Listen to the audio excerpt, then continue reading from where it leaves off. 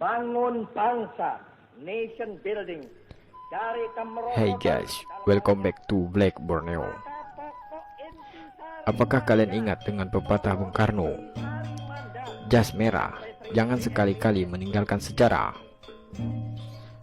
Pada masa sistem pemerintahan RIS atau Republik Indonesia Serikat adalah negara federasi yang berdiri pada tanggal 27 Desember 1949. Di Pulau Borneo terdapat negara, yaitu Dayak Besar, yang dibagi menjadi dua bagian, yaitu negara Dayak Besar dan Dayak Kecil. Mungkin tidak banyak yang tahu bahwa dahulu sebelum bergabung dengan Republik Indonesia, Kalimantan pernah memiliki beberapa negara, yang kala itu tujuannya untuk mendirikan negara Kalimantan. Hal ini dimulai ketika Jepang tunduk pada sekutu tahun 1945. Maka Netherlands India Civil Administration, disingkat dengan NICA, mengambil alih Kalimantan dari tangan Jepang. NICA mendesak kaum federal Kalimantan untuk segera mendirikan negara Kalimantan, menyusul negara timur yang telah berdiri.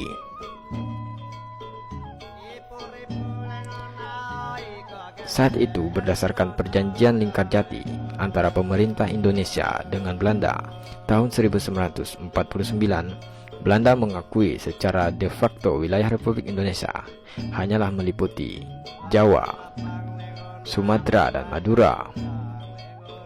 Maka yang masuk dalam Republik Indonesia Serikat hanyalah Negara Republik Indonesia atau RI di Jakarta, Negara Indonesia Timur di Singaraja, Negara Pasundan termasuk Distrik Federal Jakarta Bandung, Negara Jawa Timur di Surabaya, Negara Madura, Negara Sumatera Timur, Negara Sumatera Selatan. Sedangkan Kalimantan saat itu merupakan Neoself-Bestur atau Neoself-Governance atau daerah otonom sendiri. Beberapa negara bagian yang ada di Kalimantan adalah Negara Kalimantan Barat, Negara Kalimantan Timur, Kalimantan Tenggara, Negara Banjar, dan satu-satunya negara bagian yang dicita-citakan sebagai Dayak Homeland adalah Negara Dayak Besar. Pergerakan pembentukan negara Kalimantan dimulai dengan dibentuknya Dewan Kalimantan Barat tanggal 28 Oktober 1946 yang menjadi daerah istimewa Kalimantan Barat pada tanggal 27 Mei 1947 dengan kepala daerah Sultan Hamid II dari Kesultanan Pontianak dengan pangkat Mayor Jenderal. Wilayahnya terdiri atas 13 kerajaan sebagai swapraja. Dewan Dayak Besar dibentuk tanggal 7 Desember 1946 dan selanjutnya tanggal 8 Januari 1947 dibentuk Dewan Pegatan, Dewan Pulau Laut, dan Dewan Jantung Sampanahan yang bergabung menjadi Federasi Kalimantan Tenggara. Kemudian tanggal 18 Februari 1947 dibentuk Dewan Pasir dan Federasi Kalimantan Timur yang akhirnya pada tanggal 26 Agustus 1947 bergabung menjadi Dewan Kalimantan Timur. Selanjutnya, daerah Kalimantan Timur menjadi daerah istimewa Kalimantan Timur dengan kepala daerah Haji Sultan Parikesit dari Kesultanan Kutai dengan pangkat kolonel. Daerah Banjar yang sudah terjepit daerah federal akhirnya dibentuk Dewan Banjar tanggal 14 Januari 1948. Perjuangan pembentukan negara Dayak Besar tidak lepas dari pergerakan perjuangan Pakat Dayak. Pada waktu pergerakan kemerdekaan Indonesia, Pakat Dayak mengambil arah anti-nasionalis untuk melawan nasionalisme Banjar. Orang Banjar yang telah berperang melawan Belanda selama 40 tahun adalah pendukung kuat terhadap revolusi Indonesia yang mereka anggap sebagai Second World War, sebab mereka bercita-cita mendirikan Indonesia sebagai Islamic State. Sebab itu Pakat Dayak mendukung Belanda melawan Republik Indonesia untuk menghindari pendirian negara agama atau Islamic State. Maka kemudian Belanda melakukan pembagian yang didukung oleh masyarakat Dayak dengan perjanjian Lingkarjati 1946, yaitu Indonesia dan Belanda setuju untuk mendirikan suatu daerah semi-otonom yang terpisah dari Kalimantan Selatan yang didominasi Banjar. Kemudian, pemimpin Dayak sendiri bisa memimpin negara Dayak yang baru dibentuk. Dan pada pertemuan Lingkarjati kedua tahun 1949, negara Dayak Besar mendapatkan status sebagai Constituent State. Pada tahun 1947 sampai 1950, negara Dayak Besar sempat memiliki bendera yaitu berupa garis horizontal dengan 3 warna yaitu merah, kuning, dan biru.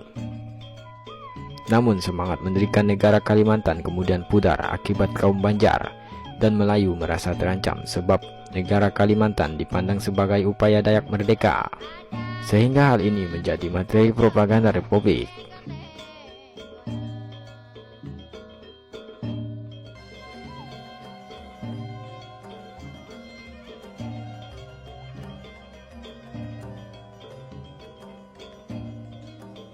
Selain melalui gerilya militer, ada juga infiltrasi ideologi. Singkat kata, kampanye para aristokrat dan golongan elit Kalimantan semakin terpecah, sehingga upacara pemersatuan ide ke negara Kalimantan mengalami kemacetan. Akhirnya semua mendukung RIS atau Republik Indonesia Serikat. Tetapi RIS sendiri kemudian dibubarkan pada tahun 1950. Pada tahun 1947-an akhir, ada utusan Dayak Besar di bawah pimpinan Ketua Muda Krilius Atak datang ke Jakarta dan membuat pernyataan resmi mendukung Republik Indonesia. Akhirnya, konvensi Dayak Besar sebagai negara, apalagi negara Kalimantan itu tidak pernah terrealisir. Namun bukan berarti tidak pernah ada pergolakan ketika status otonomi khusus Kalimantan ditolak oleh Republik Indonesia. Pada masa itu, sempat terjadi pemberontakan dan kerusuhan sporadis. Lambat laun ketika masa Orde Baru, pengaruh Dayak di Kalimantan dikerdilkan. Dan sekian lama tidak diberikan kesempatan orang Dayak untuk memimpin daerahnya sendiri. Kemudian pihak berwenang Indonesia sudah lama menolak untuk mengakui agama asli orang Dayak, yaitu Keharingan, dan diklasifikasikan sebagai etis, yang pada tahun 1965 membawa penganiayaan berat untuk mereka karena mereka diduga menjadi simpatisan komunis. Untuk memuluskan penguasaan atas Kalimantan, maka pada Orde Baru pemerintah mendatangkan sejumlah besar penduduk dari Pulau Jawa dan imigran Madura di Kalimantan, yang di kemudian hari akan menjadi bibit konflik di negara ini, dan kebijakan penebangan hutan yang tidak terkendali menyebabkan deforestasi di tanah Dayak dan memicu sentimen etnonasionalisme di antara orang-orang Dayak.